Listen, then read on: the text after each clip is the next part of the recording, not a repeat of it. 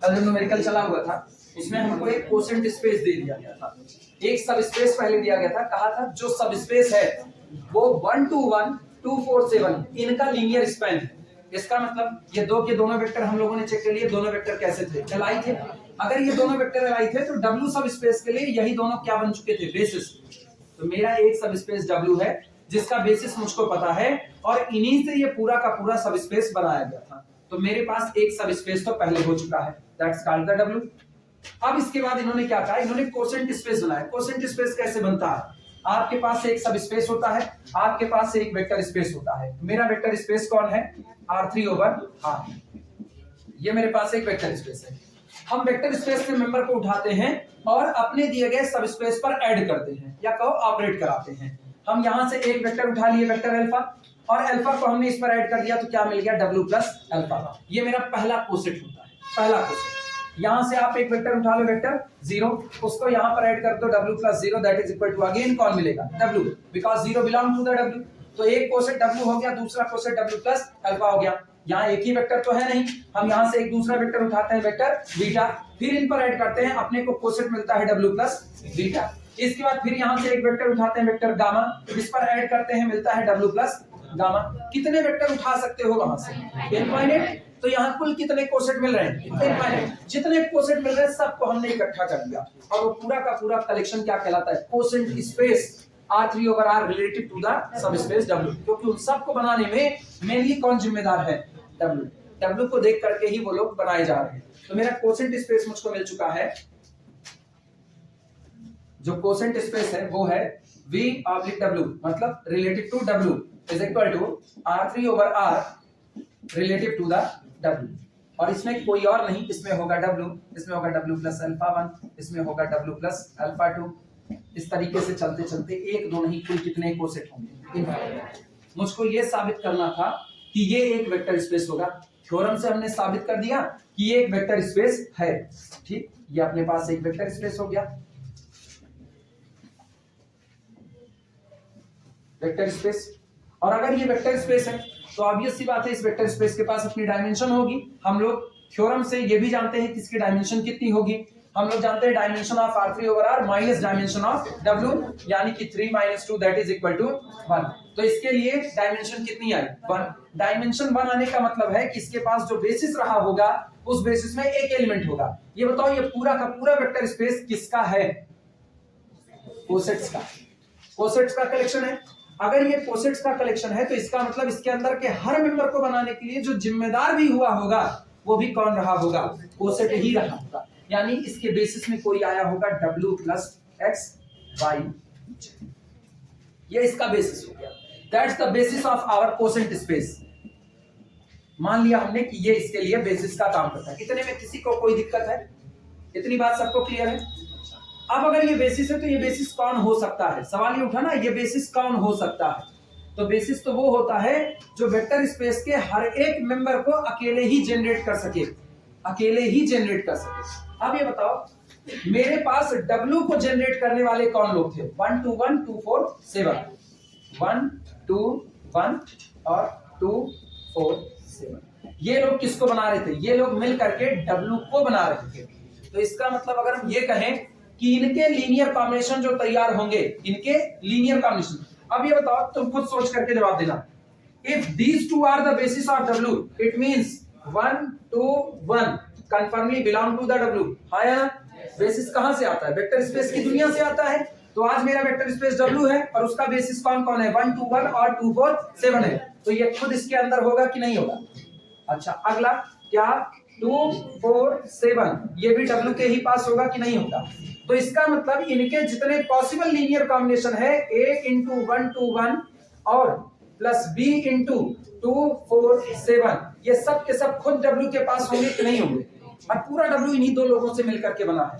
तो इसका मतलब आप इन दोनों का कोई भी लीनियर कॉम्बिनेशन उठाओगे, कोई भी लीनियर कॉम्बिनेशन तो पहले से ही W में मौजूद होगा कि नहीं।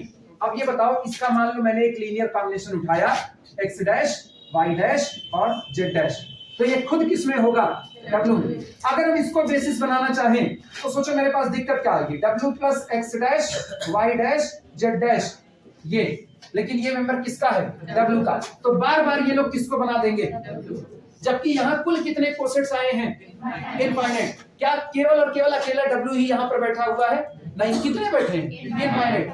लेकिन जब आप W का ही मेंबर उठाओगे तो वो इनफाइनाइट लोगों को नहीं, वो केवल एक आदमी को बना पा रहे, वो कौन है, W है। दिक्कत आ रही है कि नहीं आ रही। आप हर बार एक लीनियर कॉम्बिनेशन चुनो, किसका, इन दोनों का एक लीनियर कॉम्बिनेशन आप हर बार चुनो, लेकिन वो लीनियर कॉम्बिनेशन खुद किसमें कंटेन्ड है, W में। तो इसका मतलब इन दोनों का कोई भी लीनियर कॉम्बिनेशन उठाओगे वो तुम्हारे लिए बेसिस का काम क्या कभी कर पाएगा, वो केवल बार बार एक ही आदमी को बनाएगा, किसको, W को। और मुझको इनको अकेले को नहीं बनाना, मुझको कितने लोगों को बनाना है, इनफाइनाइट को। तो इसका मतलब मुझको किसी ऐसे मेंबर को उठाना पड़ेगा जो इनके लीनियर कॉम्बिनेशन में शामिल ना हो। और सोचो अगर वो इसके लीनियर कॉम्बिनेशन में शामिल नहीं होगा तो वो और ये दोनों, इनका कलेक्शन क्या बन जाएगा, Li बन जाएगा कि नहीं। इसका मतलब बेसिस में आप उस XYZ को लेकर के आओ जिसके लिए XYZ और 1 2 1 और 2 4 7 ये जो आपका सेट आया, ये सेट कैसा होना चाहिए, Li। आपको तलाश इनकी नहीं है, आपको तलाश केवल किसकी है, XYZ की। मुझको एक ऐसा XYZ तलाशना है जो इन दोनों के साथ क्या बना रहे, Li बना रहे, बस ऐसा ही तलाशना है। इन दोनों से Li होगा तो इसका मतलब वो किसी भी कोसेट को अकेले जनरेट कर सकता है, क्योंकि इस पूरी दुनिया को जनरेट करने के लिए मुझको केवल और केवल कितना वेक्टर चाहिए, एक वेक्टर चाहिए, बस केवल एक कोसेट चाहिए, W प्लस XYZ। तो मुझको ऐसे XYZ की तलाश है जो इनके साथ हमेशा क्या बना रहे, Li बना रहे। अभी ये थ्योरी समझ में आई, अभी समझ में आई। लेकिन ऐसा कौन होगा जो इनके साथ Li रहे, ऐसा कौन होगा ये पता करना पड़ेगा। कैसे पता करेंगे वो सुनना।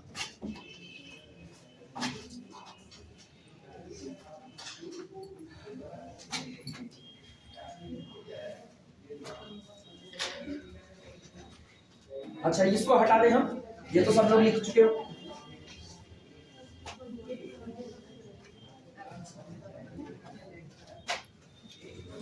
कल कुछ लिखा गया था कि नहीं लिखा गया था, कल थोड़ी बहुत बात लिखी गई थी। W is the linear span of this, ये लिखा गया था।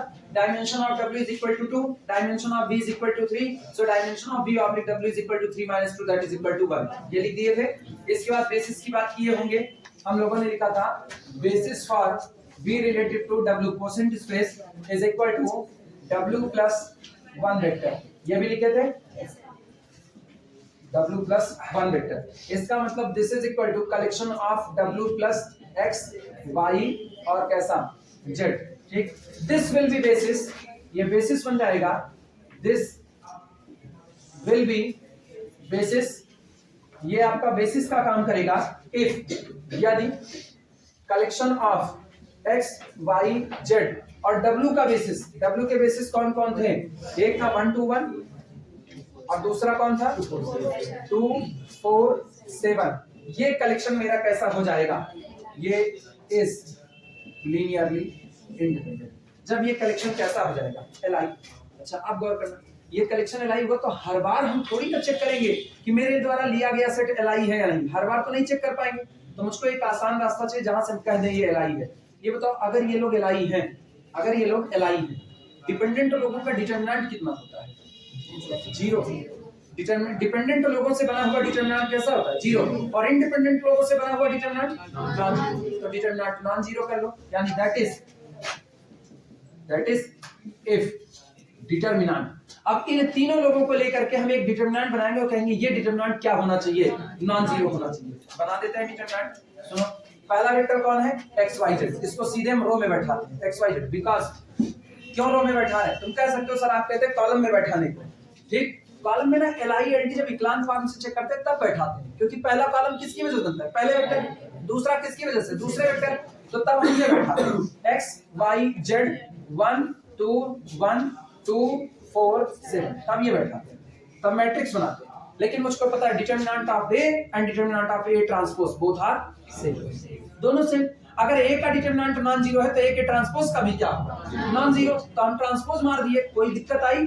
तो इसका मतलब हम लोग XYZ 1 2 1 2 4 7 ये जो आया ये नॉन जीरो होना चाहिए, this is equal to nonsense. Clear हुआ? अब सिंप्लीफाई कर लो इस डिटरमिनेंट को। दैट इज इफ, यदि, बोलो डिटरमिनेंट निकालो, इस हिस्से का निकालो। अब ये काम तुम लोग करेंगे, निकालो डिटरमिनेंट,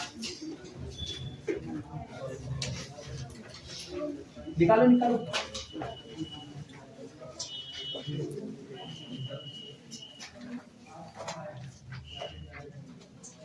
ऑपरेशन लगा करके कम करना चाहो कम कर सकते हो, मेरी तरफ से कोई रोक टोक नहीं है।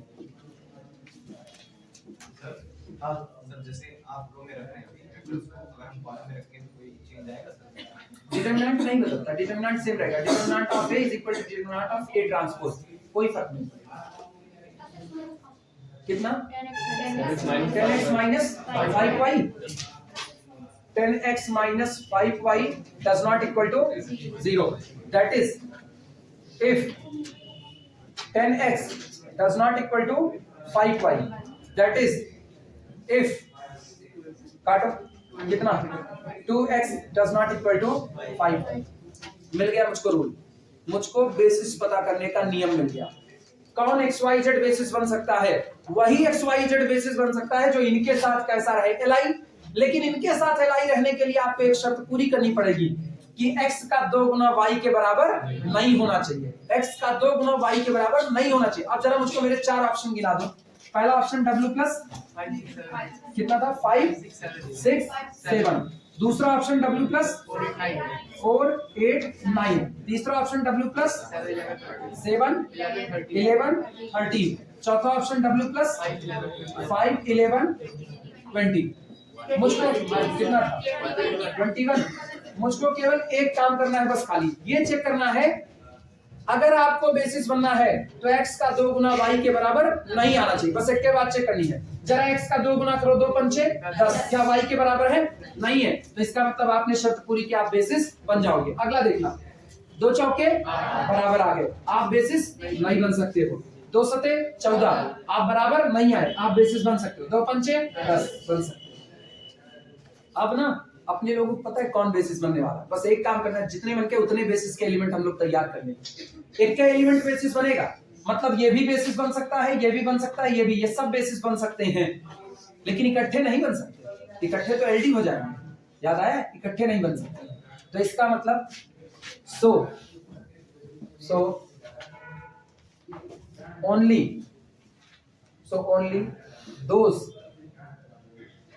only those set becomes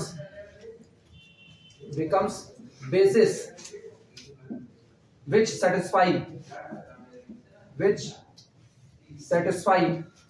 केवल वो सेट बेसिस बनेंगे जो एक कंडीशन को सेटिस्फाई करते हैं, which satisfy 2x does not equal to y, या उल्टा लिखो ज्यादा अच्छा, y does not equal to 2 Guna x, y x के 2 गुने के बराबर नहीं होना चाहिए। और तुमको पता है एक को छोड़ करके बाकी तीनों में ये कंडीशन सेटिस्फाई है, तीनों बेसिस बन गए। क्लियर हुआ? अपने बार-बार एलआई चेक क्यों कर? बार-बार एलआई चेक करके बवाल थोड़े मोल लेना है। अब बार-बार एलआई चेक करोगे तो ये बताओ 4 सेट लगा दिया, 4 बार एलआई ही चेक कर रहे हो, दिक्कत आई कि नहीं आई? और बार-बार एलआई चेक करोगे तो बार-बार जाहिर सी बात है तुमको रो ऑपरेशन लगाना पड़ेगा, रो ऑपरेशन लगाने में टाइम जाएगा, इसलिए एक बार में डिटरमिनेंट से निपटा दो।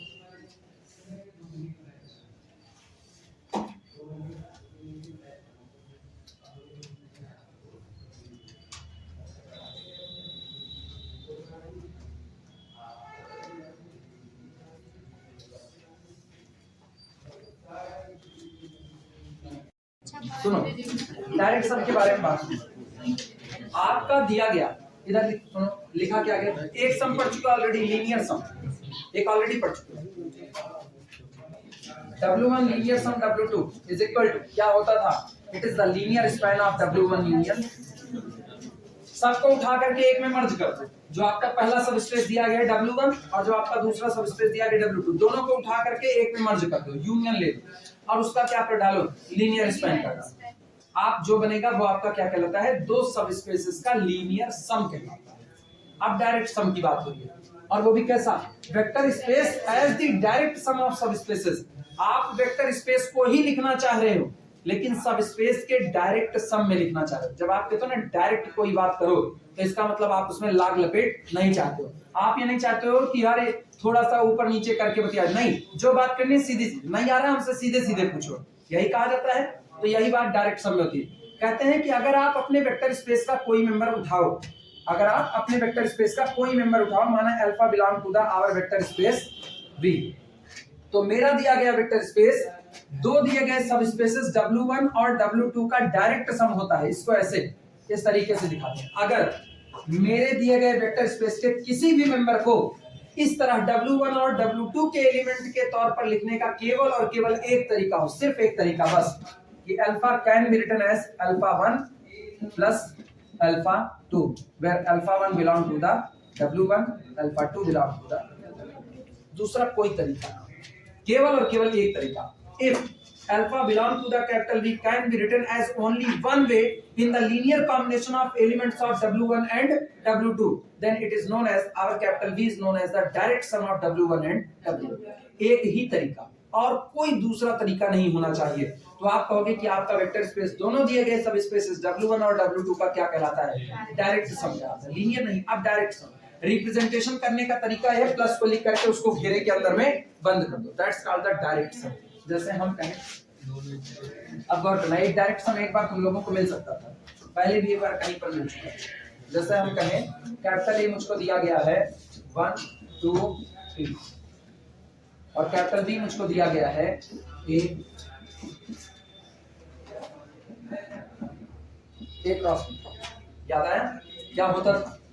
ए क्रॉस बी होता था। पहला मेंबर किसका और दूसरा, यानी कि पहले 1A 1B 1C, 2A 2B 2C, 3A 3B 3C। क्या तुम इसको पलट करके कुछ और लिख सकते थे? इसका मतलब किसी भी एलिमेंट को इस तरह क्रॉस प्रोडक्ट में लिखने का मेरे पास केवल एक तरीका, पहला मेंबर किसका ए का, दूसरा मेंबर किसका बी का, वहां पर इसको क्या कहते थे? डायरेक्ट प्रोडक्ट कहते थे। याद आए? यही बात यहां पर किसमें है? वेक्टर स्पेस में है, कि आपको अपने दिए गए वेक्टर स्पेस के किसी भी मेंबर को सब स्पेस के एलिमेंट के जोड़ के तौर पर लिखने का केवल और केवल कितना तरीका होना चाहिए? एक तरीका। पहला मेंबर किसका रखना पड़ेगा? W1 का, और दूसरा किसका रखना पड़ेगा? W2 का। अगर आपके पास केवल और केवल एक तरीका है तो आपका वेक्टर स्पेस दिए गए दोनों सब स्पेस W1 W2 का डायरेक्ट सम है, अदरवाइज नहीं। तरीके एक से ज्यादा होते ही आप डायरेक्ट सम नहीं रह जाते, आप किसमें आ जाते? लीनियर सम की कैटेगरी में आते हैं। क्लियर हुआ? चलो लिखते हैं फिर एग्जांपल उठाते हैं।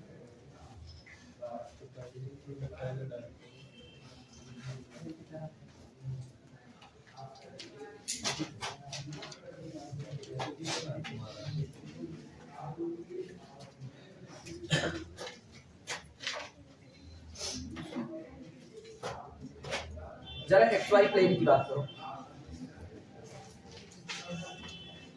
XY प्लेन का जो कोऑर्डिनेट होगा, मान लो हम XY प्लेन का एक कोऑर्डिनेट लेते हैं 4,4।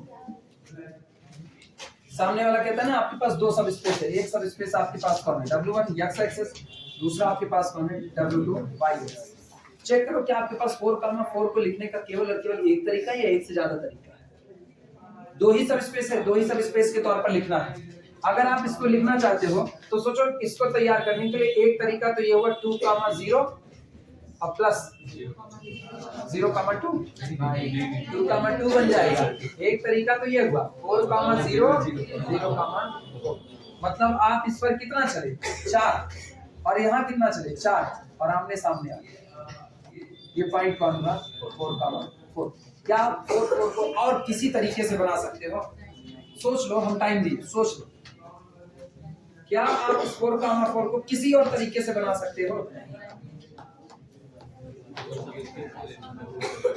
नहीं बना सकते। कितना? 2,2 और हाँ, केवल W1 और W2 के एलिमेंट को लेकर के बना, नहीं हो सकता, कोई तरीका नहीं है। तो इसका मतलब आपका XY प्लेन x एक्सिस और y एक्सिस का डायरेक्ट सम है। x एक्सिस y एक्सिस का डायरेक्ट सम है, आया ना? 0 0 आपके पास मौजूद है। 0 0, ये आपका किसमें बिलोंग करता है? XY प्लेन में, ये XY प्लेन का हिस्सा, हाँ है ना? लेकिन बताओ यही 0 0 Y एक्सेस पर भी है और यही 0 0 X एक्सेस पर भी है। अब सोचो इसको लिखने के आपके पास क्या तरीके हैं? दो तरीके। एक बार आप इसको लिखो 0,0 is equal to can be written as 0,0 plus 0,0। ये किससे बिलोंग कर रहा है? X axis. और ये किससे बिलोंग कर रहा है? Y एक्सिस से। अब की बार आप इसको पलट दो, आपके पास एक ही तरीका चाहिए था। पहला मेंबर किसका? W1 का, और दूसरा मेंबर किसका? W2 का। अभी आपको क्या लग रहा है? पहला मेंबर W1 का भी हो सकता है, W2 का भी हो सकता है। तो क्या इसको दो तरीका माना जाए या एक? ये दिमाग, ये सवाल दिमाग में ऐसे क्वेश्चन मार्क टाइप पे रखे हैं। आगे चल करके हम इसकी थ्योरी पढ़ेंगे तो इसके मिलेंगे कि क्या सचमुच ये बात सही है कि आपके पास दो तरीके हो गए या एक ही तरीका था। सवाल हम पहले दिमाग में डालते हैं, जवाब बाद में मिलेगा।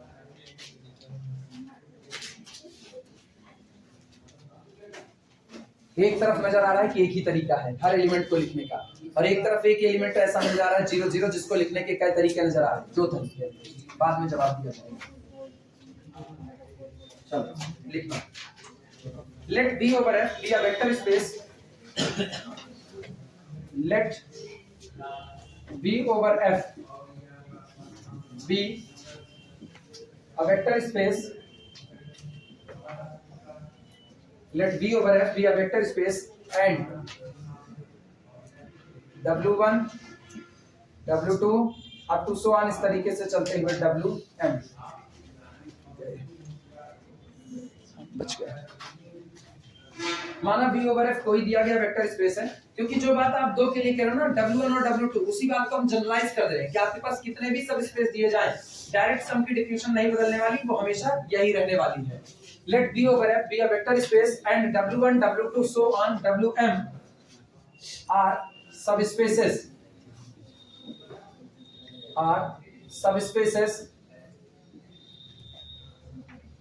of कैपिटल V, और ये लोग सब स्पेस हैं किसके? कैपिटल V के। Then V set to be, line change करके लिखना, then capital V is set to be, capital V यानी वेक्टर स्पेस को कहा जाता है V is said to be direct sum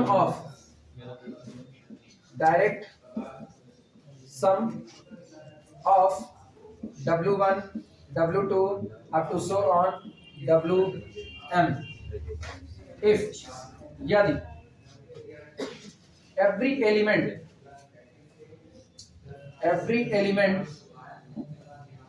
vector alpha belong to the capital V can be written, लिखा जा सके, can be written in one and only one, और इस पे लिख के डबल अंडरलाइन मारना, one and only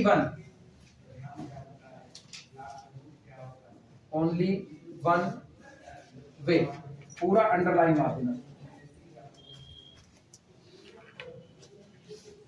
one and only one way as, और एक ये चीज एवरी एलिमेंट, ये नहीं कि एक दो के लिए बात हो जाए तो आप कह दो डायरेक्ट सम, नहीं, आपके वेक्टर स्पेस में जितने एलिमेंट आ रहे हैं वो सारे के सारे एलिमेंट जब सब स्पेस के एलिमेंट से जनरेट किए जाएं तो उनको जनरेट करने का केवल और केवल कितना तरीका हो? एक तरीका, बस, one and only one way as vector alpha is equal to alpha 1 plus alpha 2 plus up to so on plus alpha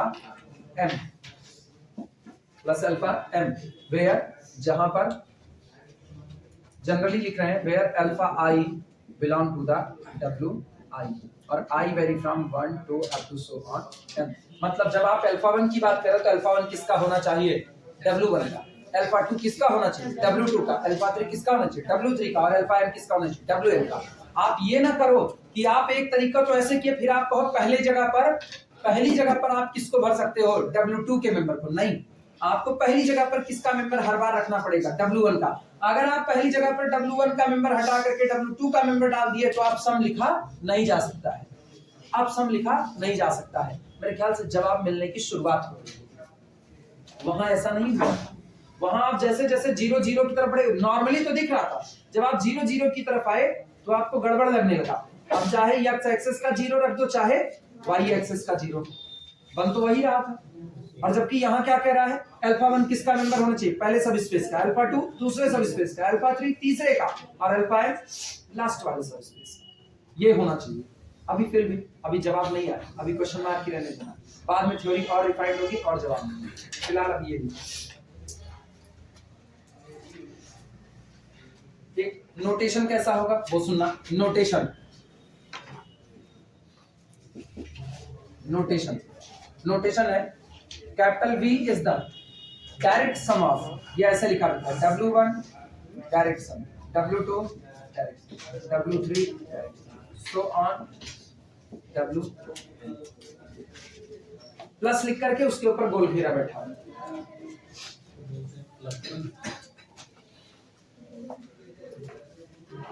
जवाब अभी आगे तुमको मिलेगा जैसे जैसे आगे बढ़ोगे। चलो आगे बढ़ते हैं। अगली वाली जो डेफिनेशन होगी सुनो, अगली हेडिंग होगी डिसजॉइंट सबस्पेसेस। शायद कभी और लिख चुके हैं कि नहीं लिखे हैं? लिखे हैं? अच्छा नहीं लिखे हैं तो फिर से लिखेंगे, लिखे हैं तब भी फिर से लिखेंगे। अगला होगा डिसजॉइंट सबस्पेसेस।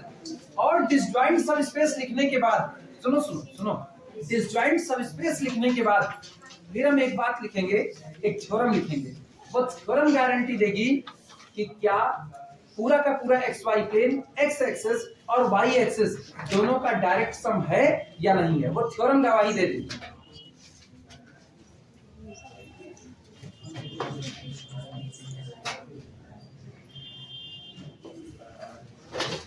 हेडिंग डालना डिसजॉइंट सबस्पेसेस। इसको क्या पढ़ते हैं? किसको? Direct sum, direct sum. हाँ उसको पढ़ा ही डायरेक्ट चल जाएगा। जैसे ये लिखा है ना B is equal to W1 plus W, तो इसको पढ़ेंगे linear sum. B is the linear sum of W1 and W2, और इसको B is the direct sum of W1 and W। ये डायरेक्ट सम पढ़ा जाएगा। जब भी बोलना हो सीधे बोलना। Direct sum of W1 W2। हाँ नहीं, B is the direct sum of W1 and W2।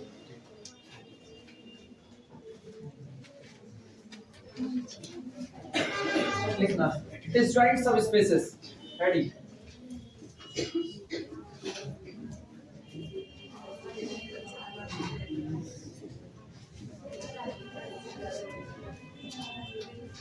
Disjoint subspaces सुनो, नाम ही काफी। डिसजॉइंट कुछ कॉमन ना हो, नाम काफी, कुछ कॉमन ना हो। लेकिन बवाल ये है, वो तो तुम सबस्पेस ना, और सबस्पेस हो तो किसी वेक्टर स्पेस के सबस्पेस हो। अगर आप किसी वेक्टर स्पेस के सबस्पेस हो तो सबस्पेस बनने के लिए आपको एक तरफ तो दिखाई करनी पड़ती, किसकी तरफ? Zero vector. ये तो आप दोनों में होगा होगा। Zero vector belong to the first subspace W1, zero vector belong to the second subspace W2। लेकिन किसी एक को छोड़ करके इनके बीच में कुछ भी कॉमन ना है, कुछ भी कॉमन ना है। यानी W1 इंटरसेक्शन W2 जिस दिन निकाला जाए उस दिन केवल और केवल कितना आ जाए? सिंगलटन से, बस से केवल सिंगलटन। तो आप W1 और W2 दोनों को क्या कहोगे? डिसजॉइंट। अब डिसजॉइंट सेट होना और डिसजॉइंट सबस्पेस होना दोनों में फर्क है। डिसजॉइंट सेट होने का मतलब होता है कुछ भी कॉमन नहीं। ये इंटरसेक्शन क्या आ जाएगा? 5। आपने कोई जॉइंटर लगा ही नहीं, कोई जॉइंटर नहीं लगा। लेकिन जब आप सबस्पेस के बारे में कहते हो ना कि आप लोग डिसजॉइंट हो, आप लोग आपस में जुड़े हुए नहीं हो, तो आप कुछ भी कर लो, इस तथ्य से इनकार नहीं कर सकते हो कि दोनों सबस्पेस थे। और दोनों सबस्पेस थे तो वेक्टर स्पेस में आइडेंटिटी यूनिक होती है, वो दोनों के ही पास जाएगी, क्योंकि सबस्पेस बाद में बनोगे, पहले क्या बनना पड़ेगा? Vector space. Every subspace must be a vector space, तो जीरो वेक्टर तो रखना पड़ेगा। फिर डिसजॉइंट किस बात का? तब कहा गया डेफिनेशन मॉडिफाइड करो।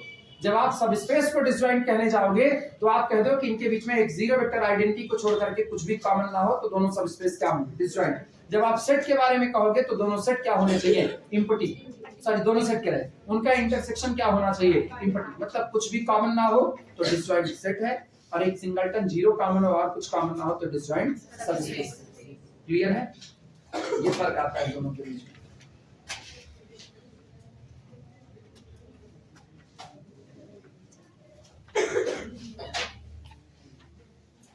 लिखना two subspaces W1 and W2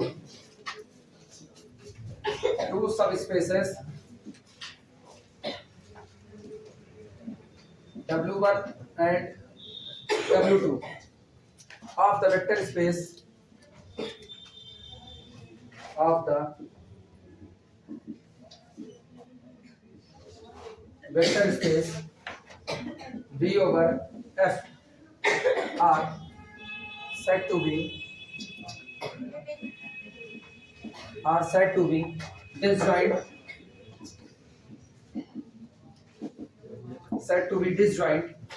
if W1 intersection W2 is equal to only singleton 0. केवल और केवल क्या है? सिंगलटन 0. तरफ से को किया है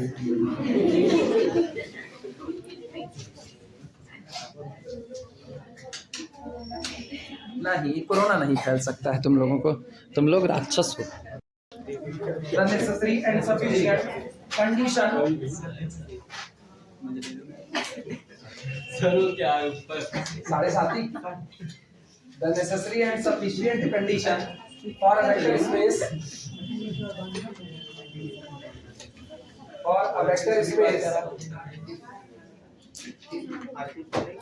V over F. इसको प्रूफ करने के बाद पता चलेगा ये क्यों 7.5 कहा गया है. V over F to be a direct sum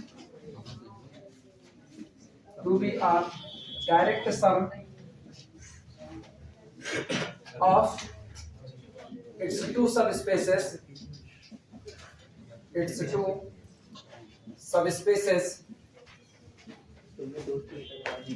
W1 and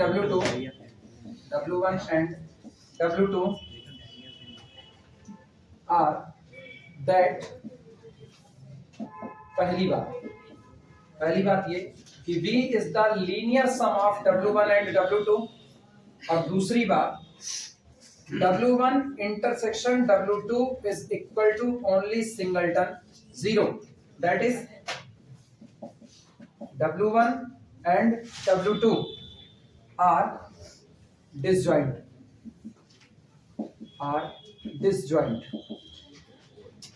अब कंडीशन सही सलामत लिखी गई है कि अगर किसी vector space V over F को अपने ही दो सब स्पेस W1 और W2 का डायरेक्ट सम बनना है तो दो बातें पूरी होना कंपलसरी है, नेसेसरी है, सफिशिएंट है. मतलब condition if and only if के केवल और केवल ये शर्त होनी चाहिए. पहली शर्त, दोनों सब स्पेस टोटली डिसजॉइंट होने चाहिए. मतलब उनके इंटरसेक्शन में केवल और केवल क्या चढ़ना चाहिए? सिंगलटन 0. और आपके वेक्टर स्पेस को W1 और W2 दोनों सब स्पेसेस का लीनियर सम होना चाहिए. अब जरा x और y का एक्सेस के ऊपर आओ. अब क्या हुआ? क्या x एक्सेस और y एक्सेस एक दूसरे को कहां इंटरसेक्ट करती हैं? केवल और केवल ओरिजिन पर. मतलब x axis intersection y axis is equal to केवल और केवल कितना? 0. बस, और तो कुछ नहीं. तो क्या ये x एक्सेस और y एक्सेस आपस में टोटली डिसजॉइंट हैं कि नहीं? Totally disjoint. और तो कुछ कॉमन नहीं आएगा. अच्छा, आपका मेन वेक्टर स्पेस V जो कि कौन है? xy plane. ये पूरा का पूरा xy प्लेन क्या W1 लीनियर सम W2 है कि नहीं? W1 लीनियर सम W2 का मतलब जानते हो क्या होता है? W1 union W2. पहले दोनों का यूनियन ले लो और इनका क्या कर दो? लीनियर स्पैन कर दो. हाँ, यही तो हुआ. इसका बेसिस बनाना हुआ तो सोचो हम क्या करेंगे? पूरी x एक्सिस ले लो. पूरी x एक्सिस तुम्हारे पास आ गई. पूरा का पूरा कौन हो गया? y एक्सिस आ गया. और इनका जितना मन कहे उतना पॉसिबल लीनियर स्पैन कर डालो. जो मन कहे वो लीनियर कॉम्बिनेशन. सारे लीनियर कॉम्बिनेशन यहीं कहीं छिटक करके नजर आएंगे कि नहीं? क्योंकि w के लिए एक्सिस कौन है? 1 0 बेसिस और y के लिए 0, 1. तो इन्हीं का लीनियर स्पैन ही तो W1 यूनियन W2 का लीनियर स्पैन तैयार होगा कि नहीं तैयार होगा? बोलो. और मुझको पता है इन दोनों से केवल और केवल कौन बनता है? XY plane. इसका मतलब क्या कि आपका पूरा XY प्लेन x एक्सिस और y एक्सिस का कैसा सम है? Direct sum. अभी क्लियर हुआ? तो वो एक जो कंफ्यूजन आ रही थी जीरो वेक्टर वाली कि इसको तो लिखने के दो तरीके आ गए, उसको हमेशा दो रहेंगे. रीजन वो तो दोनों में कॉमन है ही. वो दोनों में कॉमन बैठा हुआ है. इसीलिए आप जीरो वेक्टर. अच्छा, जीरो वेक्टर क्या है? आइडेंटिटी. चाहे लेफ्ट साइड करो चाहे राइट से, कोई फर्क तो पड़ने वाला है नहीं. तो इसीलिए जीरो वेक्टर वाले को कंसीडर नहीं किया जाएगा. बल्कि हम लोग बाकी सारे एलिमेंट की बात करें कि हर एलिमेंट को लिखने का केवल और केवल कितना तरीका? एक तरीका. और आप सोचो तुम्हारे पास बाकी सारे एलिमेंट को लिखने के क्या तरीके आ रहे थे, एक तरीका, कोई दूसरा तरीका था नहीं था। तो अगर ये दो शर्त आपका पूरा होता है, ये दो शर्त कौन कौन सा, आपको दिए गए सब स्पेस टोटली कैसे हो, डिसजॉइंट हो, और आप उनका लीनियर स्पैन करो तो उनका लीनियर सम कौन आए, आपका वेक्टर स्पेस भी आए, तो आपका वेक्टर स्पेस दिए गए दोनों सब स्पेसेस का क्या कहलाएगा, direct sum. R3 over R की बात करो, R3 ओवर R किसका किसका डायरेक्ट सम है, x एक्सिस y एक्सिस और z एक्सिस, क्योंकि इन तीनों के बीच में अगर कुछ कॉमन आएगा तो केवल और केवल कौन आएगा, ओरिजिन, और कुछ कॉमन वन नहीं आ सकता है। क्लियर हुआ, ठीक। तो इसका मतलब कोई एग्जांपल पूछे तो सीधे चिपका देना, xy plane is the direct sum of x axis and y axis. Confirm, समझ आई बात है? चलो इसको प्रूव करते हैं। ये कंडीशन कैसी है, नेसेसरी सफिशिएंट। एक बार इस शर्त को मानेंगे और कहेंगे कि मेरा दिया गया वेक्टर स्पेस डायरेक्ट सम है किसका, W1 का और W2 का। फिर हम डायरेक्ट सम मानेंगे और साबित करेंगे कि ये दोनों शर्तें आना ये कंपलसरी है, ये दोनों शर्त आएगी ही आएगी। तो नेसेसरी और सफिशिएंट में एक पार्ट बनेगा नेसेसरी, दूसरा पार्ट बनेगा सफिशिएंट। लिख लो तो चले प्रूफ करें।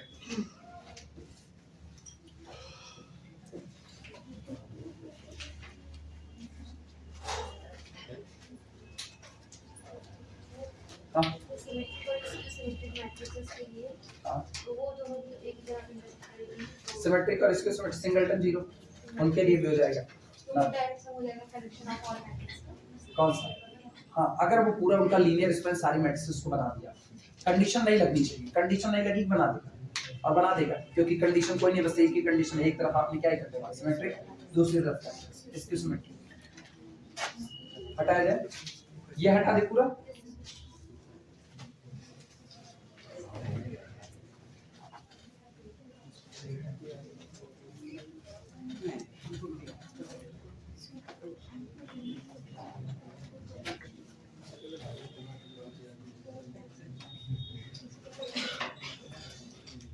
चलो प्रूफ करते हैं। अच्छा एक चीज और लिख दो, रिमार्क करके लिखते ना, रिमार्क, हाँ ये थ्योरम के नीचे रिमार्क करके लिखो, अलग से कौन जाए रिमार्क करके बोले। W1 एंड W2 अगर ये दोनों टोटली डिसजॉइंट हो गए तब की बात करें, अगर W1 और W2 टोटली डिसजॉइंट हो गए, जैसे x एक्सिस और y एक्सिस, लिखना W1 and W2 are known as W1 and W2 are known as complementary subspaces of each other. W1 and W2 are known as complementary subspaces of each other. W1 और W2 एक दूसरे के लिए complementary subspaces कहे जाएंगे, known as complementary subspaces of each other. W1 and W2 are known as complementary subspaces of each other. Note किए? चलो proof करते हैं, सबसे पहले नेसेसरी पार्ट प्रूफ करेंगे।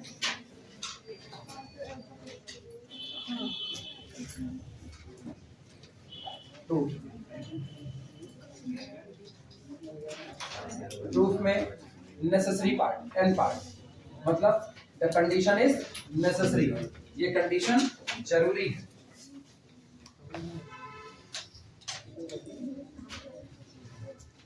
कंडीशन इज नेसेसरी कहना है, तो इसका मतलब हम क्या करें, हम किसी दिए गए वेक्टर स्पेस को अपने ही दो सब स्पेसेस W1 W2 का डायरेक्ट सम मान करके चलें।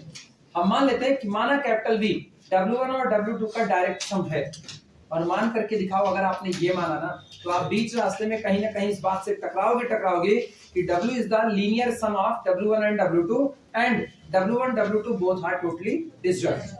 ये शर्त आपको मिलेगी। तो सोचो हर बार क्या हो रहा है, आप डायरेक्ट सम मान के चल रहे हो, आपको शर्त मिल रही है, आप डायरेक्ट सम मान के चल रहे हो, आपको शर्त मिल रही है, आप एक और वेक्टर स्पेस उठाए, आपने मान लिया वो डायरेक्ट सम है और आप आगे बढ़े, आपको शर्त मिल गई, फिर आपने एक और वेक्टर स्पेस उठाया, आपने मान लिया कि माना वो डायरेक्ट सम है, फिर आप आगे चले, फिर यही दो कंडीशन मिली, तो आप थक-हार करके एक बात कहोगे, अच्छा इसका मतलब ये है कि जब जब हम इसको डायरेक्ट सम मानेंगे तब तब मुझको बीच रास्ते में ये शर्त टकराएगी ही टकराएगी, मतलब इस कंडीशन का मेरे सामने आना जरूरी है मतलब नेसेसरी है। तो हम यही बात कहने चल रहे हैं कि ये कंडीशन नेसेसरी है।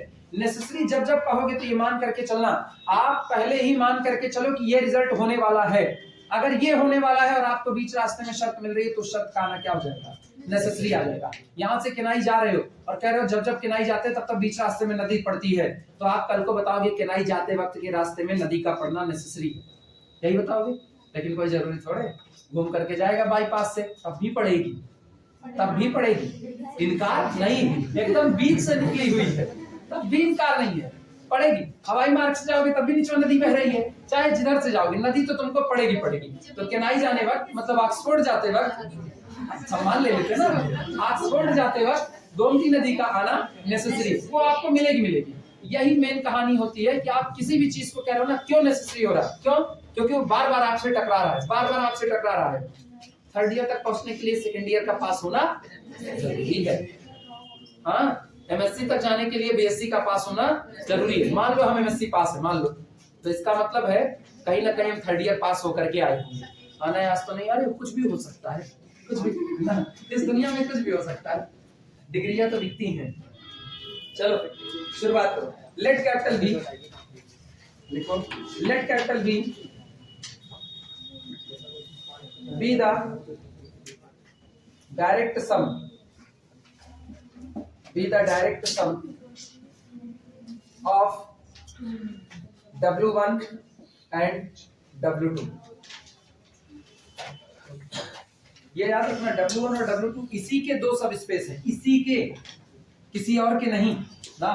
किताब में पूरा पूरा लिखा जाएगा, let capital B is the direct sum of its two sub spaces W1 and W2। लेकिन इतने तो समझदार हो ही गए हो कि जब सब स्पेस की बात करते हो तो सब स्पेस उसी वेक्टर स्पेस के रेफरेंस में कहा जाता है। तो दूसरे वेक्टर स्पेस का सब स्पेस नहीं लाओगे कि इधर vector space R3 over R लिए हो और सब स्पेस ले रहे हो R2 ओवर R का, ऐसा होने वाला नहीं है। तो W1 और W2 दो के दोनों सब स्पेस हैं किसके, कैपिटल V के, इसी के सब स्पेस है। क्लियर है ये बात है। और हम मान के चल रहे हैं, माना कैपिटल V W1 और W2 का क्या है, डायरेक्ट सम है। और अगर ऐसा है तो इसका मतलब this implies that every member of V, this implies that every member of capital V, मेरे दिए गए वेक्टर स्पेस का हर एक मेंबर एक expressible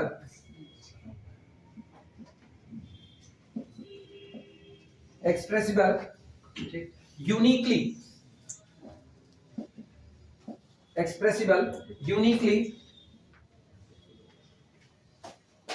as sum of an element of W1, an element of W1 ठीक, and an element of W2। अब सुन, इसको लिखने के बाद ना, इसको लिखने के बाद ये बात एकदम साफ हो जाती है कि आप किसी भी मेंबर को, अपने वेक्टर स्पेस के किसी भी मेंबर को अगर आप सब स्पेस के मेंबर के तो जोड़ के तौर पर लिखने जा रहे हो तो आपके पास लिखने का केवल और केवल कितना तरीका होना चाहिए, एक तरीका। एक मेंबर आप इस्तेमाल करो पहले सब स्पेस का और दूसरा मेंबर आप इस्तेमाल करो दूसरे सब स्पेस का, एक ही तरीका होना चाहिए, एक से ज्यादा तरीके नहीं होने चाहिए। अब इसमें ना लेफ्ट रखो कि राइट रखो, इसकी बात खत्म हो रही है, इसकी बात धीमे धीमे खत्म हो रही है, क्योंकि मेरा वेक्टर स्पेस कैसा भी हो सकता है। डायरेक्ट प्रोडक्ट करते हो तो वहां पर एक तरीका, बस A क्रॉस B, पलट दोगे तो B क्रॉस A और A क्रॉस B आपस में बराबर नहीं होगा, वहां मामला ही खराब हो गया है। तो ये कह रहे हैं केवल और केवल एक तरीका कि अगर आप कैपिटल B का मेंबर उठाओ अल्फा तो इसको आप लिख सको element of W1 plus element of W2, आप ऐसा लिख सको। बस एक मेंबर आपके पहले सब स्पेस का और दूसरा मेंबर आपके दूसरे सब स्पेस का। अब अगर तुम जीरो वेक्टर भी उठाते हो तो जीरो वेक्टर को तुम कैसे लिखते हो, पहला जीरो वेक्टर किसका, x एक्सिस का, और दूसरा जीरो वेक्टर किसका, y एक्सिस का, और दोनों जीरो वेक्टर अलग अलग ना होकर के बल्कि कैसे हैं, सेम। तो चाहे जिधर रखो, अपने को कोई फर्क थोड़ी पड़ने वाला है। क्लियर हुआ। लेकिन क्या जीरो वेक्टर को बनाने के और तरीके हो सकते हैं? आप x एक्सिस का एक मेंबर उठाओ, एक मेंबर y एक्सिस का, और जीरो वेक्टर प्रोड्यूस करके दिखाओ, कर पाओगे? नहीं कर सकते। तो कितना तरीका आ रहा है उसके लिए, एक तरीका। लेकिन x एक्सिस के दो मेंबर को उठा करके जीरो वेक्टर बनाने का तरीका, इनफाइनाइट तरीका। एक तरफ x एक्सिस का उठाओ 2,0 और दूसरी तरफ -2,0, क्या बना 0,0। एक तरफ उठाओ 4,0, इस तरफ -4,0, फिर जीरो वेक्टर। एक तरफ बताओ m,0 दूसरी तरफ -m,0 फिर कितना क्या तरीका है, m की वैल्यू भरते जाओ इनफाइनाइट में, हो गया कि नहीं। लेकिन जबकि सोचो x एक्सिस और y एक्सिस के पॉइंट उठाओ तो एक जीरो वेक्टर x एक्सिस का, एक जीरो वेक्टर y एक्सिस का, क्या तरीका होगा, दूसरा तरीका नहीं होगा, चाहे उल्टे रास्ता चलो चाहे खोपड़ी बल्ले चलो, कोई बात नहीं। अब एक ही तरीका आपको मिलेगा।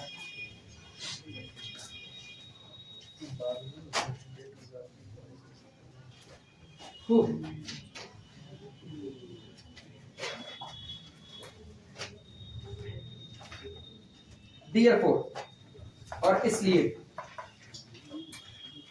Therefore, अच्छा ये बताओ, जब तुम ये कह रहे हो कि आप इधर इधर बात सुनो, जब आप ये कह रहे हो every member of capital B expressible uniquely as the sum of element of W1 and an element of the W2।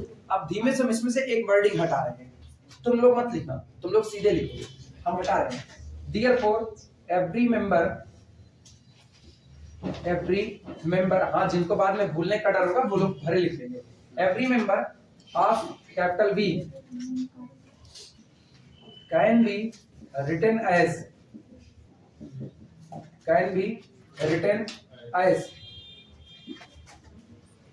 element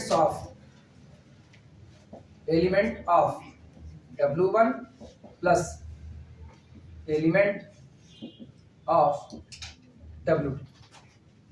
हमने इसमें से एक वर्डिंग काट दी, कौन सी, यूनिकली, हटा दिया ना।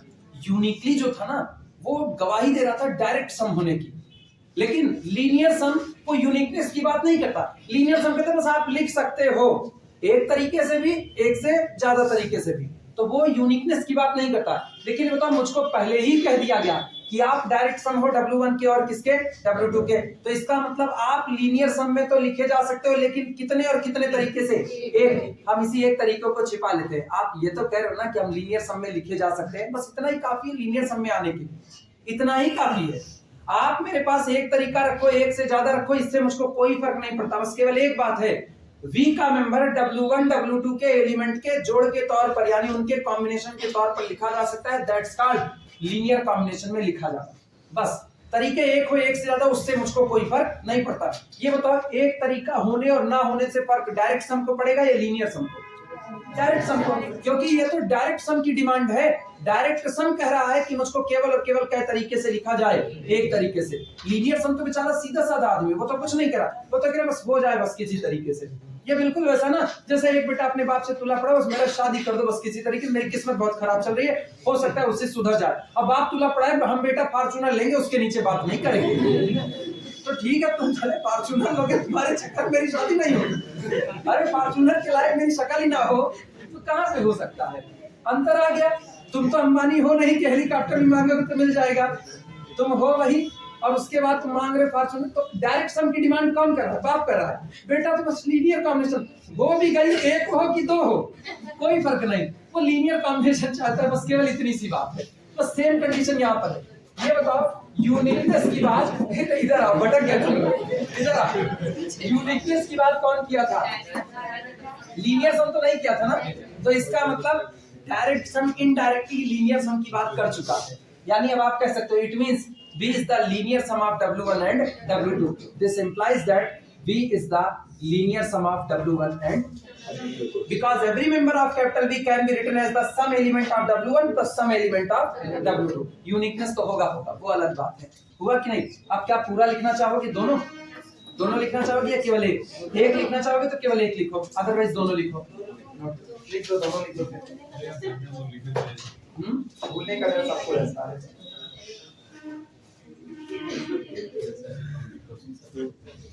एक कंडीशन हो चुकी है नेसेसरी, एक कंडीशन जो नेसेसरी थी वो आ चुकी है, V is the linear sum of W1 and W2। दूसरी चाहिए, इंटरसेक्शन में केवल और केवल कौन आना चाहिए?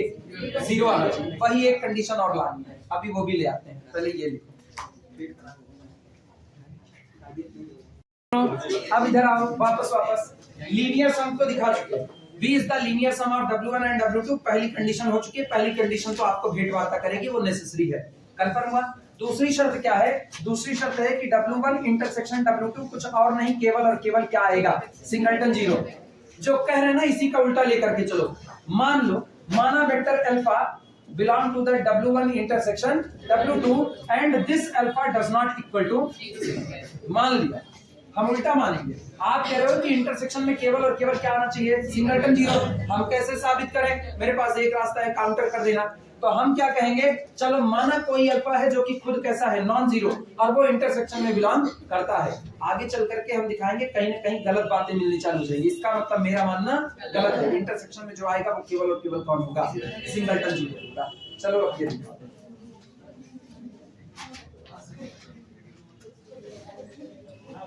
लिखना now, लिखो लिखो लिखो। now let if possible,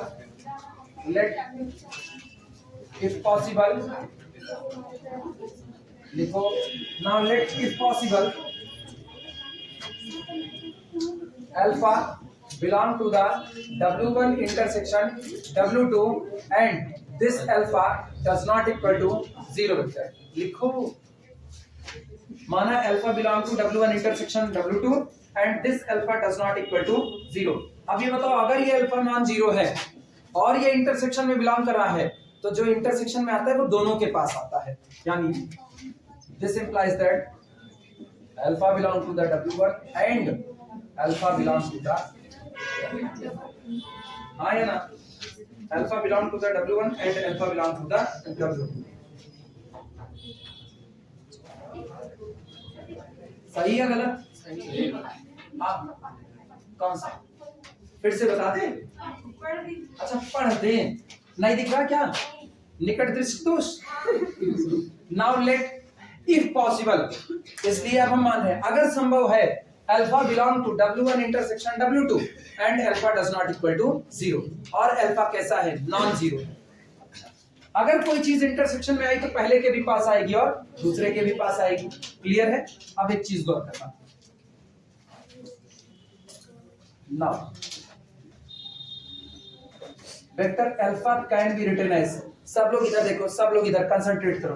vector alpha can be written as 0 vector plus vector alpha, या रुक जाओ, ऐसा इसको हम लोग लिख देंगे वेक्टर अल्फा प्लस 0।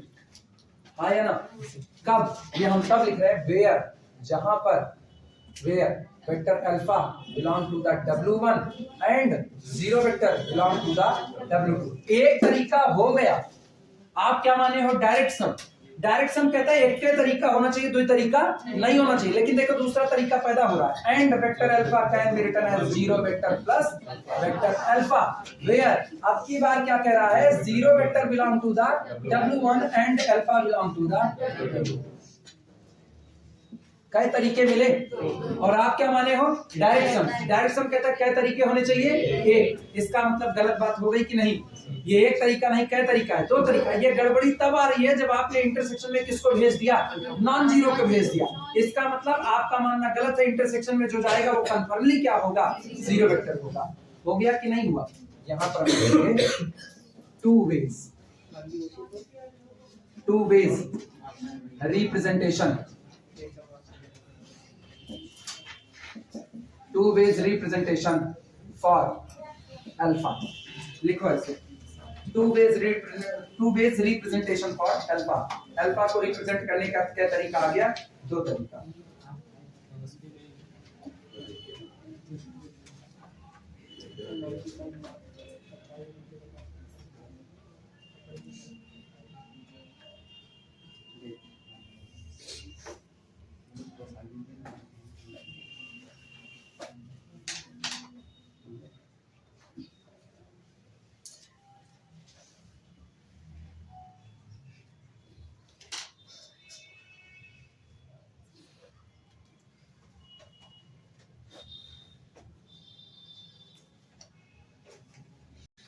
ये बात पल्ले पड़ी, इसमें किसी को कोई दिक्कत तो नहीं भाई। 0 वेक्टर आपके दोनों के पास है और आप अल्फा को भी दोनों में भेज दिए।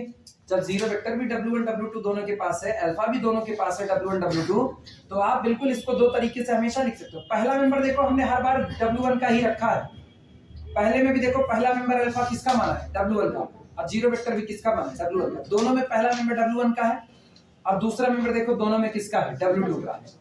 मतलब एक ही एलिमेंट को W1 और W2 के एलिमेंट के कॉम्बिनेशन में लिखने का मेरे पास क्या तरीका आ रहा है? एटलीस्ट 2 तरीका तो सामने नजर आ रहा है, बाकी तो जितने और राम मालिक है, लेकिन सामने कितने तरीके नजर आ रहे? 2। और यही उस बात के खिलाफ है जो बात आपने शुरुआत में कह दी। आप कह चुके हो डायरेक्ट सम की डेफिनेशन ही यही होती है कि लिखने का केवल और केवल कितना तरीका होना चाहिए? एक। और आप कह चुके हो कि capital V is the direct sum of W1 and W2, उसके बावजूद भी आप कई तरीके से लिख के दिखा रहे हो, 2 तरीके से। इसका मतलब कहीं एक जगह पर गलती है, या तो आपके मानने में गलती है और या तो इस आए हुए रिजल्ट में गलती है, दोनों में ही गलती है। मेरा मानना क्या था? V इज द डायरेक्ट सम, तो वो तो सही है, आपने डायरेक्ट सम कह दिया तो एक तरीका होना चाहिए। फिर आप आगे एक और बात माने हो, अल्फा कैसा है? नॉन जीरो, वो गलती है मानना। इसका मतलब अल्फा नॉन जीरो नहीं बल्कि अल्फा कैसा होगा? जीरो ही हो सकता है। कंफर्म हुआ? लैंग्वेज लिखना, लैंग्वेज लिखना।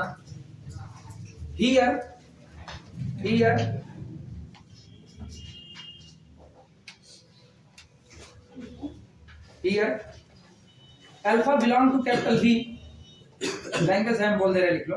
Here alpha belong to capital V, capital V for van, हाँ V फॉर वैन, हाँ V वर्मा वाला V। नहीं, वॉलीबॉल में V लगता होगा, V लगता है वॉलीबॉल, V लगता है। मेरी अंग्रेजी इतनी कमजोर है, अब हम नहीं बोलेंगे। नहीं लिखो बोले। अरे तुम लोग भूल गए हमको, मतलब तुम लोग ये लिख रहे हो या भूल गए? Here alpha belongs to capital V can be expressed. Here alpha belongs to capital V can be expressed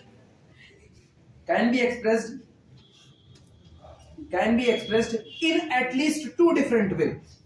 In at least 2 different way. Here alpha belongs to capital V can be expressed in at least 2 different ways. At least 2 different ways. This contradict the fact. This contradict, ये विरोध करता है। This contradict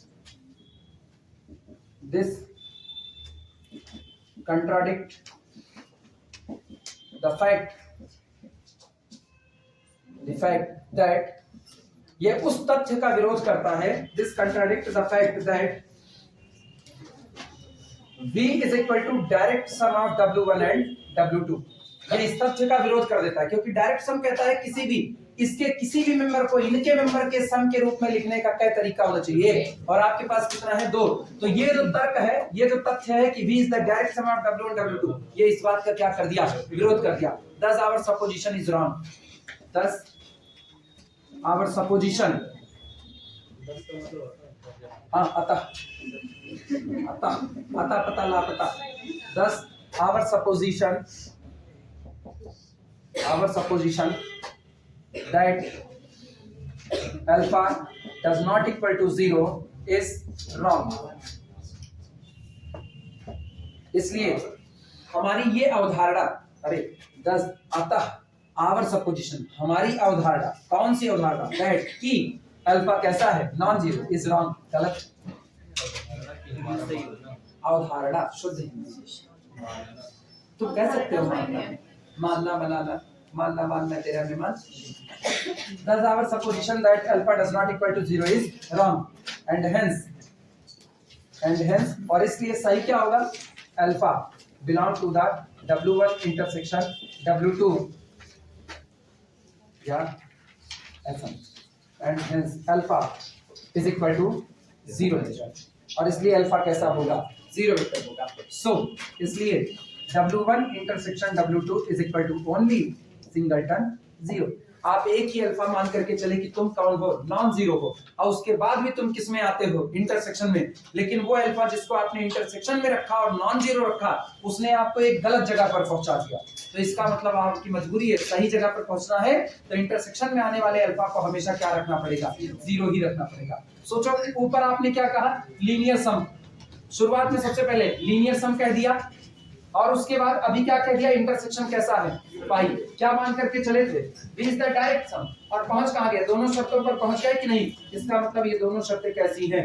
necessary है। लिख देना, thus both conditions are necessary. Thus both conditions are necessary. Thus both conditions are necessary, इसलिए दोनों ही conditions कैसी हैं, नेसेसरी, जरूरी। Thus both conditions are necessary.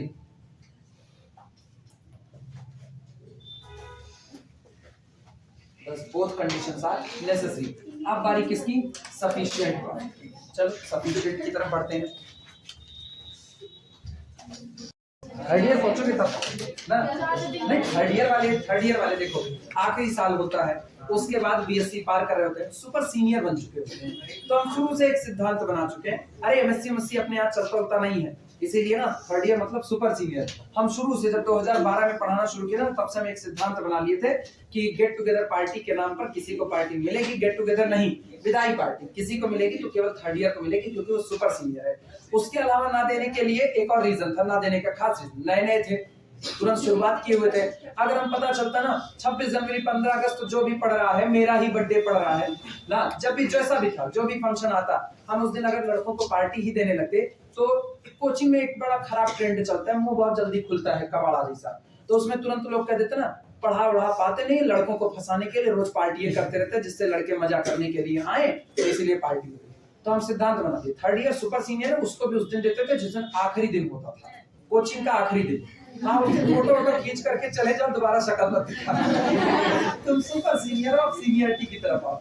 अच्छा वो सीनियर भी होते हैं ना, तो अभी फर्स्ट ईयर के लड़के को पार्टी दे दो, फर्स्ट ईयर का लड़का कुछ और नहीं तो ढिंचक ढिंचक नाचने लगेगा। अब उसको समझाना पड़ेगा बेटा अभी फर्स्ट ईयर चल रहा है, अभी पास होने के लिए 2 पायदान बाकी, फर्स्ट ईयर और सेकंड ईयर, तब थर्ड ईयर पहुंचोगे।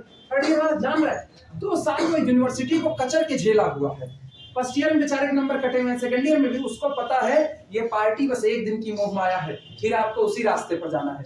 इसीलिए ना हम कभी फर्स्ट ईयर को पार्टी दिए, ना कभी सेकंड ईयर, थर्ड ईयर हर साल दिए, कभी ऐसा नहीं बनने दिया। आपकी भी देंगे थर्ड ईयर को, आना मत उस दिन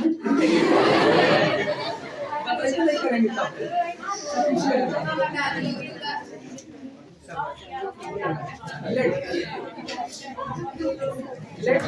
capital B is equal to W1 linear sum W2 and W1 intersection W2 is equal to singleton 0 volts। चलो लिखो, अब हम ये मान के चल रहे हैं, माना कैपिटल B W1 W2 का लीनियर सम है एक बात, और दूसरा W1 इंटरसेक्शन W2 सिंगलटन 0, ये बात होल्ड होती है। अब हम मान के चल रहे हैं, ये बात हम मान करके चल रहे हैं कि ये बात होल्ड होती है, ठीक। हमको ये दिखाना है कि capital B is the direct sum of W1 and W2, और इसको दिखाने का मेरे पास बस एक तरीका कि अगर आप कोई मेंबर अल्फा ले रहे हो कैपिटल B का, थीम समझना, शर्त आप मान चुके हो, अब आप ये करो हम एक मेंबर अल्फा ले रहे हैं किसका, कैपिटल B का, डायरेक्ट सम में बड़ी सीधी सी रिस्ट्रिक्शंस होती है। Now alpha can be written as alpha 1 plus alpha 2, where alpha 1 belong to the W1, alpha 2 belong to the W2, और ये रिप्रेजेंटेशन कैसा होता है, यूनिक होता है, मतलब इसके अलावा आपको कोई दूसरा रिप्रेजेंटेशन मिलने वाला नहीं है, यही साबित करना है, इसके अलावा कोई और नहीं मिलेगा। फिर अपने जबरदस्ती वाला काम करेंगे, अपने कहेंगे माना 2 रिप्रेजेंटेशन है, 2, पहला alpha is equal to alpha 1 plus beta 1, जहां ये किसका है W1 का, ये किसका है W2 का, एक तो ये मानेंगे। दूसरा alpha is equal to alpha 2 plus beta, ये किसका है W1 का, ये किसका W2 का रिप्रेजेंटेशन माने, 2 रिप्रेजेंटेशन। आगे चलते चलते आप दिखा दो ना, जो 2 मान के चलो, ये 2 अलग नहीं, ये दोनों सेम है, मतलब अल्फा 1 बराबर अल्फा 2, बीटा 1 बराबर बीटा 2। सोचो हम शर्त भी मान लिए, 2 रिप्रेजेंटेशन भी मान लिए, लेकिन दोनों रिप्रेजेंटेशन अलग अलग ना होकर के क्या बन गए, सेम। मतलब आप किसी भी वेक्टर का 2 रिप्रेजेंटेशन मानोगे तो दोनों क्या बन जाएंगे, सेम। 10 मानोगे वो भी क्या बन जाएंगे, सेम। थक हार करके कहोगे क्या रिप्रेजेंटेशन है, दैट्स द यूनिक रिप्रेजेंटेशन। और आप गारंटी दे चुके हो, जब एक वेक्टर को लिखने का केवल और केवल एक तरीका आ रहा है W1 W2 के एलिमेंट के तौर पर, तो V is the direct sum of W1 and W2। अब थ्योरम पूरी हो गई, बस यही हमको और दिखाना है कि रिप्रेजेंटेशन आपकी कैसा होगा, यूनिक। सोचो पिछली बार क्या कहे थे, रिप्रेजेंटेशन यूनिक माने थे, शर्त लाए थे, अब की शर्त मान रहे हैं और रिप्रेजेंटेशन को क्या दिखाने चल रहे हैं, यूनिक दिखाने चल रहे हैं। समझ आई बातें सबको, चले प्रूफ करें, चलो।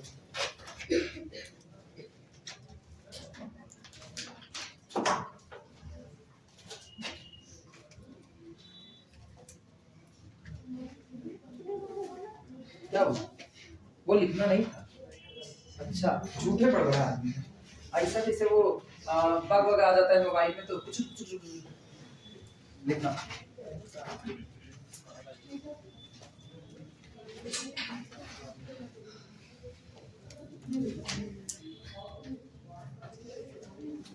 लिखना, इसके नीचे लिख दो जो थीम अपनी है वो लिख दो। नाउ वी शो दैट, अब हम ये दिखाएंगे कि now we show that V is the direct sum of W1 and W2। अब हम ये दिखाएंगे। Now we show that V is the direct sum of W1 and W2।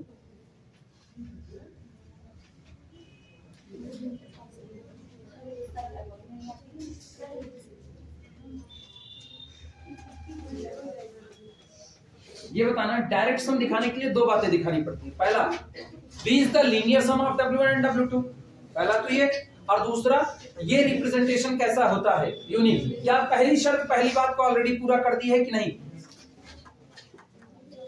Condition 1 give, सुनना, कंडीशन 1 गिव, कंडीशन 1 ये है और condition 2 ये है। Condition 1 give V is equal to W1 linear sum W2। Condition 1 ये कहती है कि V is the W1 linear sum W2, that is alpha belong to the capital V can be written as some element of W1 plus some element of W2। So we have only to show that, इसलिए हमको केवल ये दिखा देना है बस। So we have only to show that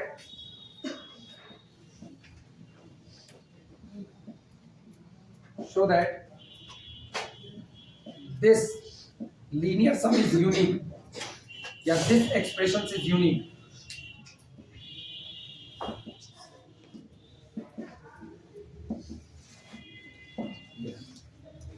condition 1 मुझको साफ सुथरी तौर पर यह बात कहती है कि कैपिटल V का कोई भी एलिमेंट होगा वो W1 और W2 के लीनियर सम में लिखा जा रहा है।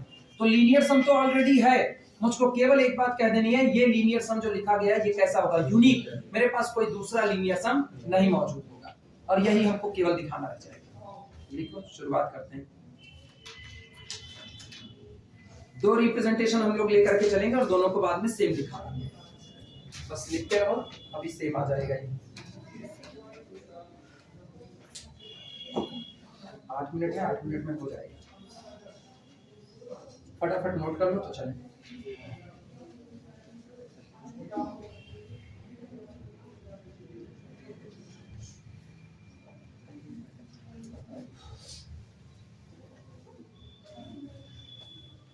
लिखें। यस सर जी। जल्दी जल्दी लिखो।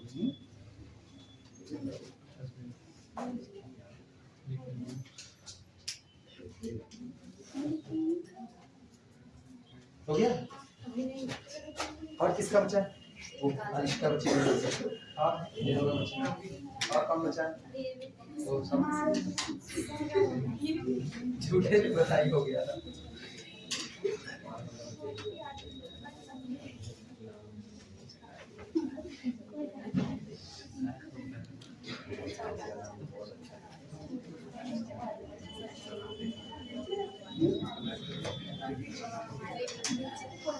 लिख चुके सब लोग? अभी काजल भाई को टांग के रखी करेंगे। पैराशूट है इसलिए लगाई है, मान लो बिल्डिंग वल्डिंग गिर गई बिटाए।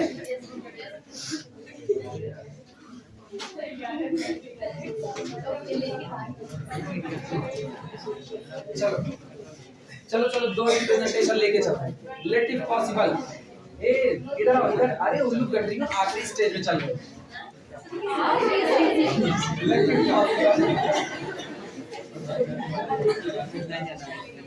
Vector alpha is equal to alpha 1 plus alpha 2, where alpha 1 belong to the W1, alpha 2 belong to the W2, and vector alpha is equal to beta 1 plus beta 2, where beta 1 belong to the W1 और beta 2 belong to the W2. हम एक ही vector alpha के दो representation मान रहे हैं। अब अपने को क्या दिखाना है पता ही है, अल्फा 1 बराबर बीटा 1, अल्फा 2 बराबर बीटा 2, और रिप्रेजेंटेशन यूनिक हो जाएगा।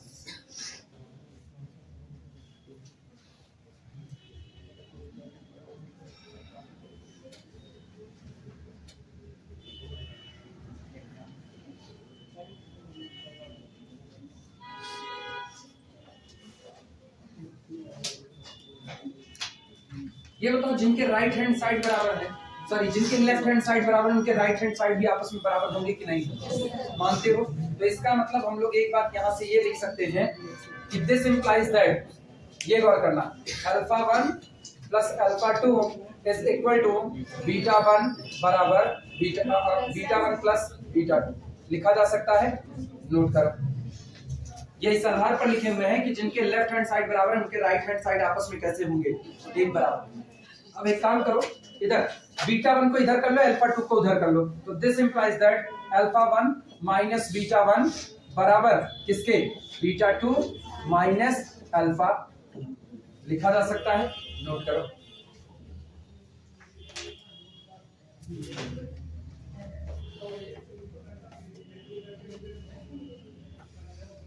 लेकिन इसमें एक बवाल गलत नहीं हुआ, इसमें बवाल ये हो गया कि आप ये बताओ अल्फा 1 किसका मेंबर, अल्फा 1 किसका मेंबर, बीटा 1 किसका मेंबर, और डब्ल्यू कौन है, सबस्पेस है। तो इसका मतलब अल्फा 1 माइनस बीटा 1 भी किसका होगा, डब्ल्यू का। W1 है कहाँ, अच्छा हाँ W1 ठीक है। अच्छा अल्फा 2 किसका, बीटा 2 किसका, तो बीटा 2 माइनस अल्फा 2 किसका, क्योंकि वो भी कौन है, सबस्पेस, ठीक। और ये दोनों आपस में कैसे, तो इसका मतलब ये लोग इंटरसेक्शन में चढ़ गए। भाई ये मेंबर किसका है, W1 का, ये मेंबर किसका है, W2 का, और ये मेंबर W2 के मेंबर के बराबर है। तो अगर ये W2 में है तो ये भी W2 में होगा कि नहीं होगा। अगला ये किस में है, W2 में, और ये बराबर है उस मेंबर के जो किस में है, W1 में, तो ये भी W1 में आ गया कि नहीं आ गया। तो अल्फा 1 माइनस बीटा 1 W1 में चला गया और W2 में चला गया, अल्फा 2। अच्छा जिनको नहीं समझ में आया लोग इधर देखें, इधर इस हाल पर देखना, यहां से लिख रहे हैं, दिस इंप्लाइज दैट, इससे alpha 1 minus beta 1 belong to the W1। आया ना, सब लोग इधर देखो, इधर इससे लिख रहे हैं, इससे अपने को क्या मिलेगा, बीटा 2 माइनस अल्फा 2, ये किसका होगा, W2 का होगा। लेकिन ये और ये आपस में कैसे हैं, बराबर हैं। तो चाहे जब इसको कह रहे हो इसके बराबर है, तो चाहे कहो W1 में चाहे कहो W2 में, दोनों जगह रहेगा। आप कह रहे हो ये वाली क्वांटिटी इसके बराबर है, ये क्वांटिटी इसके बराबर है, तो इसको हटा के ये रख सकते हैं कि नहीं, बोलो बीटा 2 माइनस अल्फा 2 का W1 में भी आ गया। तो जब दोनों में आ गया तो इंटरसेक्शन में भी चला गया कि नहीं चला गया। इसका मतलब अब हम यहां से लिखने वाले, but alpha 1 minus beta 1 belong to the W1। हाँ है ना, उसको वहीं पर दिखा दे रहे हैं ऐसे ही, इस तरीके से। चाहे तो यहीं बगल में लिख देना, कौन सा ज्यादा बेहतर पड़ेगा, अलग से लिखना या ऐसे बगल में लिखना, कौन सा अलग से लिखना। सुनो, but alpha 1 minus beta 1 belong to the W1 since, क्यों, क्योंकि alpha 1 comma beta 1 both belong to the W1।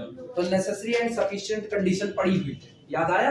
अगला सुनना, एंड इसके अलावा beta 2 minus alpha 2 this also belong to the W2, क्यों, सिंस, क्योंकि बीटा 2 किसका है, beta 2 comma alpha 2 both are the member of W2।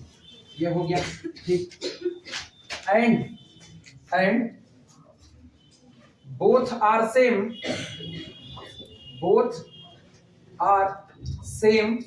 और दो के दोनों आपस में कैसे हो चुके हैं, एक बराबर हो गए। इक्वेशन नंबर इसको कह देते हैं 1, both are same from 1, so they present present, इसलिए ये लोग मौजूद होंगे इन W1 एंड W2 बोथ। जब दोनों आप सेम कह रहे हो तो दो क्वांटिटी अगर सेम है तो चाहे W1 में अगर पहली क्वांटिटी रखे तो दूसरी क्वांटिटी भी W1 में आ गई। ये बात सबको समझ में आ रही है? हम कह रहे हैं x और y आपस में बराबर है, और x को हम कह रहे हैं तुम W1 में हो, y को कह रहे हैं तुम W2 में हो। भैया दोनों बराबर आप ही तो कहे हो, तो जब आप कह रहे हो x और y बराबर है तो जब आप कह रहे हो x W1 में है और y W2 में है तो x भी W2 में हुआ, y भी किस में हुआ? W1 में। ये बात मानते हो? So they present in W1 and W2 both, और अगर दोनों में प्रेजेंट है तो this implies that alpha 1 minus beta 1 belong to the W1 intersection W2, and अगला बोलो beta 2 minus alpha 2 belong to the W1 intersection W2। बोलो intersection में है, अभी लिखना मत, अब इधर आओ वापस। दोनों इंटरसेक्शन में है, लेकिन शर्त कहती है इंटरसेक्शन में तो केवल कौन? जीरो है, इतना ही। बट लेकिन अब यहां लिख रहे हैं, देखते रहे, but W1 intersection W2 is equal to only singleton 0। This implies that, इसका मतलब हुआ कि alpha 1 minus beta 1 बराबर कितना? 0।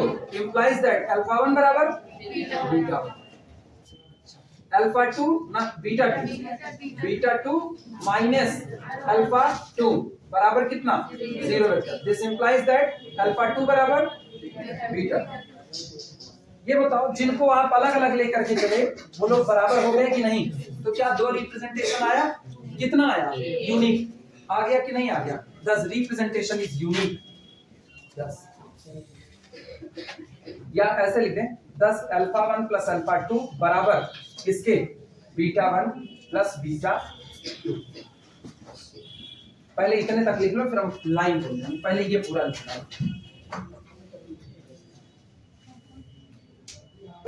लिख पाओगे ना? समझ आ रहा है? हम हर चीज अपने हिसाब से डिस्क्रिप्टिव कर देते हैं, तुमको जहां काटना होगा तुम काट सकते हो।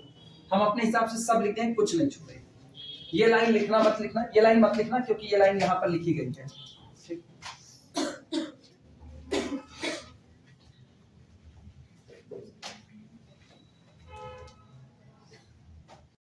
चल लिखना, बोले लाइन बोले, representation is unique. This implies that representation is unique। This implies that representation is unique। This implies that representation is unique। बस मुझको representation unique ही चाहिए था। And hence V is the direct sum of W1 and W2। ऐसे लिख देना। And hence V is the direct sum of W1 and W2। Theorem proof हो गई। इति सिद्धम। V is the direct sum of W1 and W2। सोचो हम दोनों शर्तें मान लिए थे, और दोनों शर्तें मान करके हमने V को W1 और W2 का क्या दिखा दिया? डायरेक्ट सम दिखा दिया। Condition satisfied. इसका मतलब कंडीशन क्या है? Sufficient. 10 condition is sufficient. Last line लगा देना, 10 condition is sufficient. 10 condition is sufficient. यही दो शर्त, अगर ये बताओ दो शर्त मेरे पास ना होती तो हम ये ना कह पाते, क्योंकि पहली शर्त से हमने लीनियरिटी ले ली। इधर इधर इधर मेरी बात सुनो, पहली शर्त से क्या ले लिया? लीनियरिटी ले लिया, तो हमने मान लिया कि चलो अल्फा को आप alpha 1 plus alpha 2 beta 1 plus beta 2 लिख सकते हो। पहली शर्त से लीनियरिटी चुराई। दूसरी शर्त हमको कहां ले गई? कि अल्फा 1 और अल्फा 2 बराबर है, क्योंकि ये दोनों किस में चले गए? इंटरसेक्शन में, और इसीलिए हमने बराबर कर दिया किसके? 0 के। अभी तय हुआ, तो ये दोनों शर्तें ही पर्याप्त हैं आपको डायरेक्ट सम साबित करने के लिए। बाकी बातें अब कल करेंगे।